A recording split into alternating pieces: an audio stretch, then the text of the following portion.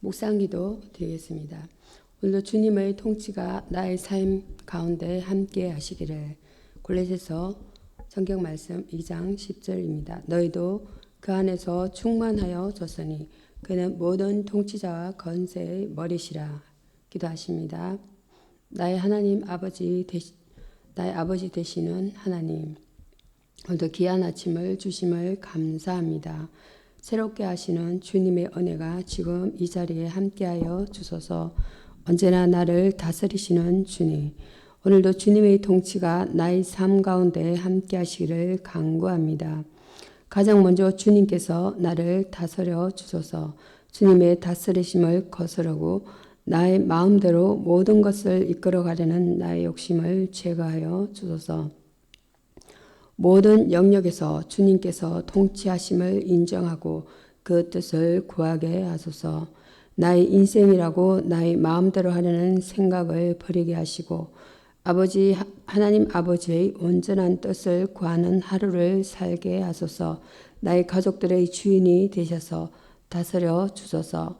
하나님의 통치가 있는 그곳에 참된 살림이 있을 것을 믿습니다.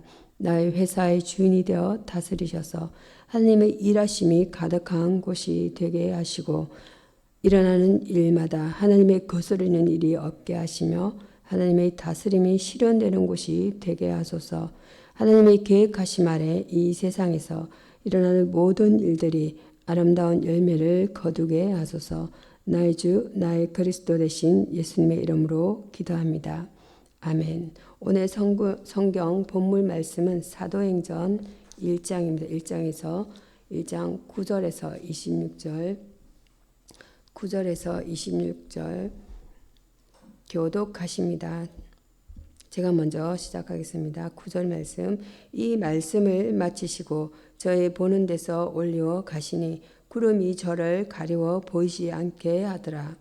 올라가실 때 제자들이 자세히 하늘을 쳐다보고 있는데 흰 옷 입은 두 사람이 그들 곁에 서서 가로되 갈릴리 사람들아 어찌하여 서서 하늘을 쳐다보느냐. 너희 가운데서 하늘로 올려오신 이 예수는 하늘로 가심을 본 그대로 오시리라 하였느니라. 제자들이 감람원이라는 산으로부터 예루살렘에 돌아오니 이 산은 예루살렘에서 가까워 안식일에 가기 알맞은 길이라. 들어가 저희 요한은 다락에 올라가니 베드로와 요한과 야고보와 안드레와 빌립과 도마와 바들로메 마테와 및 알페의 아들 야고보 셀롯인 시몬 야고보의 아들 유다가 다 거기 있어 여자들과 예수의 어머니 마리아와 예수의 아우들과 더불어 마음을 같이하여 오로지 기도에 힘쓰더라. 모인 무리의 수가 한 120명이나 되더라. 그때 베드로가 그 형제 가운데 일어서서 가로되 형제들아, 성령이 다윗의 입을 통하여 예수 잡는 자들의 길잡이가 된 유다를 가리켜 미리 말씀하신 성경이 응하였으니 마땅하도다. 이 사람이 본래 우리 수 가운데 참여하여 이 직무의 한 부분을 맡았던 자라. 이 사람이 불의의 삭수로 밭을 사고 후에 몸이 곤두박질하여 배가 터져 창자가 다 흘러나온지라. 이 일이 예루살렘에 있는 모든 사람에게 알게 되어 본 방언에 그 밭을 이르되 아겔다마라 하니 이는 피밭이라는 뜻이라. 시편에 기록하였으되 그의 거처를 황폐하게 하시며 거기 거하는 자가 없게 하소서 하였고 또 일렀으되 그의 직분을 타인이 취하게 하소서 하였도다. 이러함으로 요한의 세례로부터 우리 가운데서 올려 가신 날까지 주 예수께서 우리 가운데 출입하실 때에 항상 우리와 함께 다니던 사람 중에 하나를 세우고 우리와 더불어 예수께서 부활하심을 증언할 사람이 되게 하여야 하리라 하거늘 저희가 두 사람을 천하니 하나는 바사라고도 하고 별명은 유스도라고도 하는 요셉이요 하나는 마띠아라. 그들이 기도하여 이르되 무사람의 마음을 아시는 주여 이 두 사람 중에 누가 하는 주님께 택하신 바 되어 봉사와 및 사도의 직무를 대신할 자를 보이시옵소서. 유다는 이를 버렸고 제 곳으로 갔나이다 하고 합독하십니다. 제빛보다 마띠아를 얻으니 저가 11 사도의 수에 가입하니라. 아멘. 오늘의 본문 말씀 사도행전 1편 9절에서 26절입니다. 성령 강림의 준비라는 본문 내용으로 은혜를 나누겠습니다. 예수님께서는 제자들에게 성령으로 세례를 받을 것을 말씀하셨지만 곧바로 성령께서 임하시지는 않았습니다. 예수님의 성천입니다. 부활하신 예수께서 성천하시지 않았다면 보혜사 성령이 오시지 않았을 것입니다. 예수께서는 제자들을 떠나 가시는 것이 그들에게 유익이라고 말씀하였습니다. 요한복음 16편 7절 말씀. 예수께서는 가셔서 아버지께로부터 보혜사 성령을 보내주실 것을 약속하셨습니다. 성령으로 임하시는 그를 모든 육체가 맞을 것입니다. 약속에 대한 믿음입니다. 제자들은 너희는 예루살렘을 떠나지 말고 아버지의 약속하신 것을 기다리라는 예수의 명령과 약속을 믿고 따랐습니다. 그들은 예수께서 성천하신 감람원에서 예루살렘으로 돌아왔으며 예루살렘의 다락방에 모임으로써 그 모임이 된 믿음과 순종을 나타내었습니다. 우리도 이 믿음이 있어야 하겠습니다. 복음 전도의 완전한 준비 태세입니다. 성령은 오셔서 그리스도를 영화롭게 하고 그를 전거하실 것입니다. 성령이 오시는 목적은 제자들에게 권능을 주시고 정인이 되게 하시는 것입니다. 정인들은 역사가 우연한 사건들의 집합체가 아니라 예수의 재림을 향해 가고 있으며 그의 왕국이 정인들의 전거를 통하여 확장되어 가고 있다는 사실을 압니다. 성천하신 예수께서는 성령을 보내셔서 이 일을 이루시고 땅끝까지 복음이 전거된 후에 다시 오실 것입니다. 성천은 여기서 주저하는 성천입니다. 성천이라는 것은 아나바이노입니다. 성천은 그리스도께서 지상 사역을 마치시고 하늘에 계신 아버지께로 올라가신 것을 말합니다. 성천은 하늘과 땅에 대한 그리스도의 통치의 시작을 표시하고 있습니다. 시편 1편 보겠습니다. 시편 1편입니다.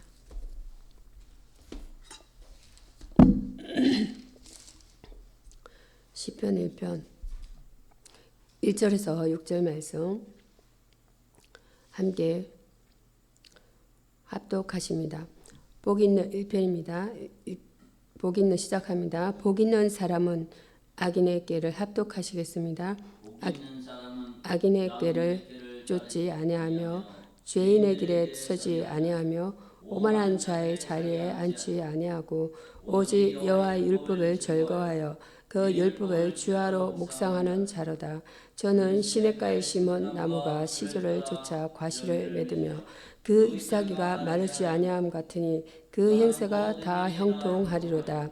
악인은 그렇지 않으며 오직 바람에 나는 겨와 같도다. 그러므로 악인이 심판을 견디지 못하며 죄인이 의인의 회중에 들지 못하리로다. 대저 의인의 길은 여호와께서 인정하시나 악인의 뒤는 망하리로다. 아멘. 시편 1편 1절에서 6절 말씀 복 있는 사람이라는 본문 내용 어리를 나누겠습니다. 본문은 시편의 도입 부분으로 성경에서 말하는 복이 무엇인지를 분명하게 나타내주고 있습니다.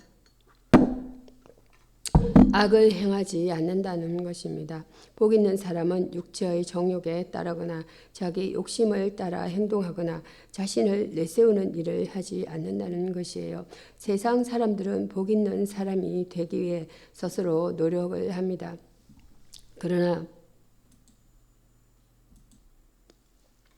세상 사람들은 복 있는 사람이 되기 위해 스스로 노력을 합니다. 그러나 이것은 욕심을 따라 하는 일로서 다른 사람과 갈등을 일으키거나 해롭게 하는 일입니다. 성경은 이 같은 일을 하지 않는 것이 복 있다고 말씀합니다. 하나님의 말씀을 가까이 합니다. 성경은 복 있는 사람이 성경을 가까이 하며 그 말씀을 기억하고 그 말씀대로 살려고 노력한다고 말씀합니다. 왜 복 있는 사람은 율법을 즐거워합니까? 말씀은 곧 하나님이시며 말씀 안에 하나님의 뜻과 우리의 행할 바와 하나님께서 기뻐하시고 복 주시는 일이 기록되어 있기 때문인 것입니다. 그래서 복 있는 사람은 말씀을 즐거워한다는 것입니다. 그 행사가 형통하다는 것입니다. 형통하다는 것을 모든 것은 뜻대로 잘 된다는 뜻입니다. 복 있는 사람은 모든 일이 잘 된다는 것입니다. 이는 마치 시냇가에 심은 나무가 가시를 많이 맺으며 아무리 가뭄이 들어도 늘 푸르고 싱싱한 것처럼 모든 면에서 차고 넘치며 충실하다는 것입니다. 왜냐하면 배후에 계신 하나님께서 그 기쁘신 뜻대로 인도해 주시기 때문인 것입니다. 성경의 복은 하나님께서 함께 하시는 것입니다. 하나님께서 함께 하시는 개인과 가정과 교회는 복이 있다는 것입니다. 여기서의 주제는 의인입니다. 차다크. 일반적인 의인의 의미는 의리와 지조를 지키는 선한 사람. 성경에서는 하나님과 바른 관계에 놓여 있는 자, 즉 신앙의 의에 어렵다함을 입은 자를 가리키고 있습니다. 로마서 1편 17절 내용이 되겠습니다. 요한복음 보겠습니다. 요한복음 17장입니다. 신약성경 요한복음 17장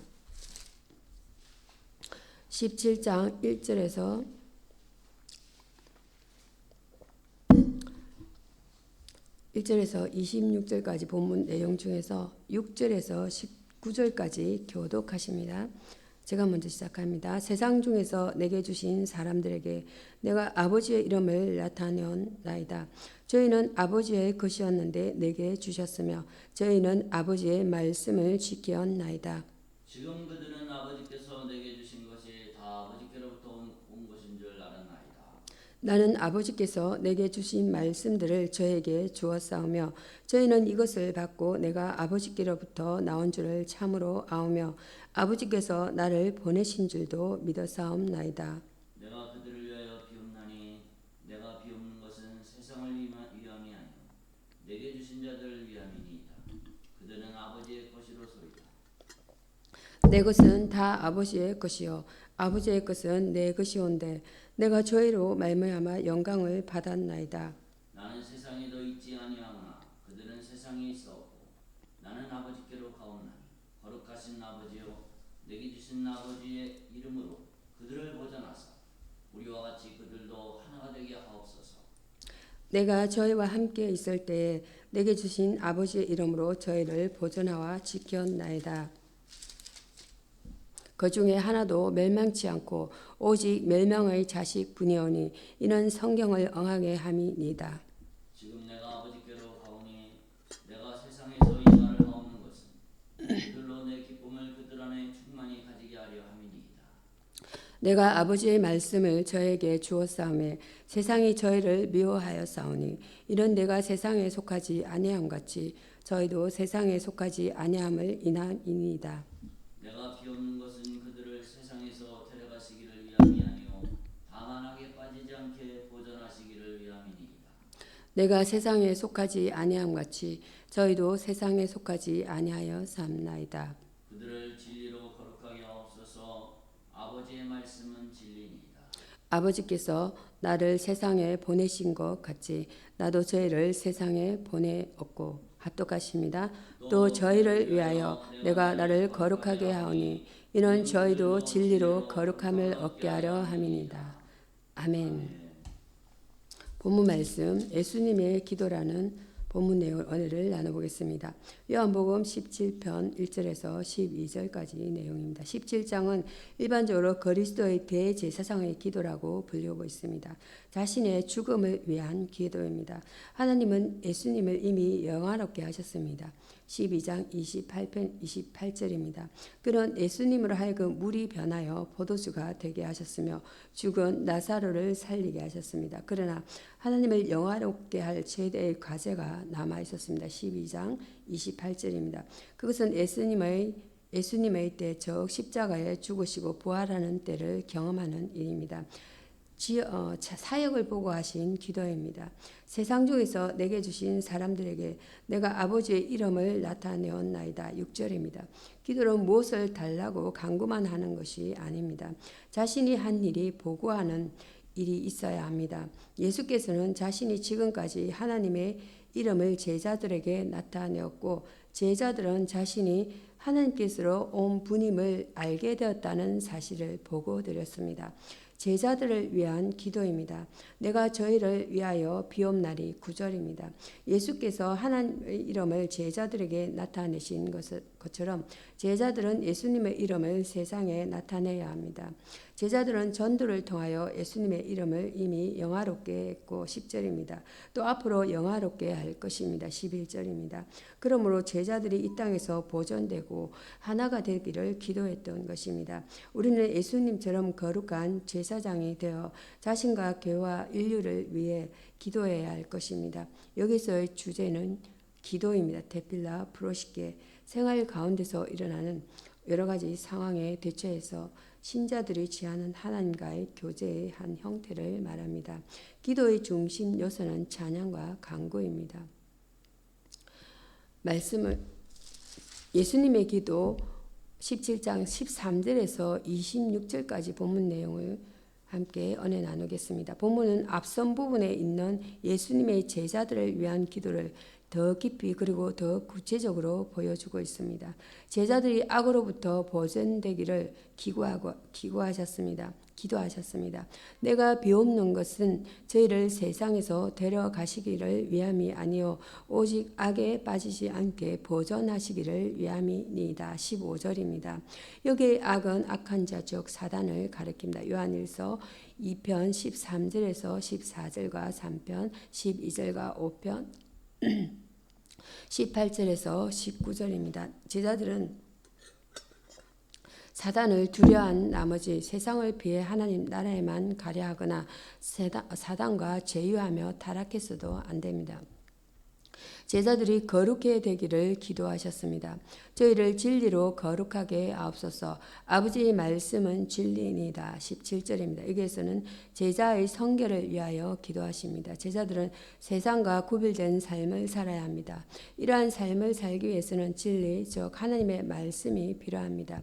청년이 무엇으로 그 행실을 깨끗게 하리까?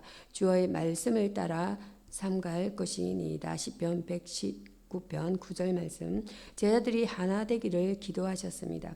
아버지께서 내 안에 내가 아버지 안에 있는 것 같이 저희도 다 하나가 되어 21절입니다.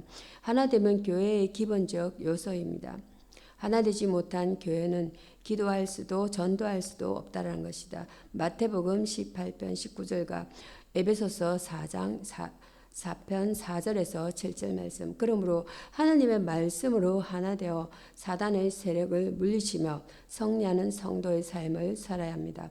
우리는 교회가 종말론적인 악마의 세력으로부터 보존되고 거룩게 되어지며 하나가 되어지도록 기도해야겠습니다. 여기서의 기도라는 것은 앞전에서 언급하였듯이 데필라 브루스케 여러 가지 상황 가운데서 대처해서 우리가 하나님과의 교제의 한 형태인데 기도의 중심 요소는 우리는 찬양과 간구라고 말씀드렸습니다. 오늘의 말씀을 마치겠습니다. 기도하심으로 말씀을 마치고자 합니다. 하나님 오늘도 복되고 아름다운 주일 아침 우리를 주님의 전에 나오게 하시고 주님에 향하여 마음을 다하여 예배하게 하시니 감사합니다. 우리의 하늘 아버지신 하나님을 예배합니다. 부모님을 통하여 우리에게 생명을 얻게 하시고 부모님의 희생적인 사랑으로 양육받게 하시고 오늘 여기까지 살아오게 하신 하나님의 은혜에 감사합니다. 내 부모를 공경하라 말씀하신 주님, 하나님의 명령에도 불구하고 때로는 부모님을 가볍게 여기고 부모님을 소홀히 할 때가 많았습니다. 나에게 상처를 준 부모님을 미워하며 관계를 끊고 살기도 하였습니다. 하나님의 뜻을 거스른 우리의 죄를 용서하여 주시옵소서. 앞으로는 부모님을 공경하고 하나님이 주시는 복된 삶을 살아가게 하옵소서. 온 땅의 통치자가 되시는 하나님 아버지, 이 나라가 하나님의 공의가 역사하는 나라 되게 하옵소서. 대통령과 정치인들이 하나님을 경외하며 주님이 주신 지혜로 국민들을 섬기게 하옵소서. 교회를 사랑하시는 하나님의 교회가 부활의 소망을 가지고 예수님의 사랑을 나타내며 같은 마음과 뜻을 품고 하나가 되어 연합하는 공동체가 되게 하여 주옵소서. 말씀을 선포하는 담임 목사님에게 영육간의 강건함을 주시고 주님의 말씀을 대언할 때에 사람을 말로 하지 아니하고 성령의 능력으로 하게 하시고 오직 하나님의 진리와 생명의 말씀만이 우리 심령 가운데 선포되게 하옵소서. 또한 말씀을 통하여 우리들의 삶을 돌아보며 주님이 기뻐하시는 마음으로 채워가는 은혜의 삶이 되게 하옵소서. 특별히 어버이 주일 어려운 시대를 살아내신 모든 부모님들에게 복의 복을 베푸셔서 강건하게 하시고 평안케 하옵소서. 모든 것이 주님의 은혜임을 고백하며 하나님 앞에 예배하는 모든 성도들에게 하나님의 사랑을 깨닫게 하여 주시고 이 시간 우리에게 말씀하시는 주님의 세미한 음성을 듣게 하시니 감사합니다.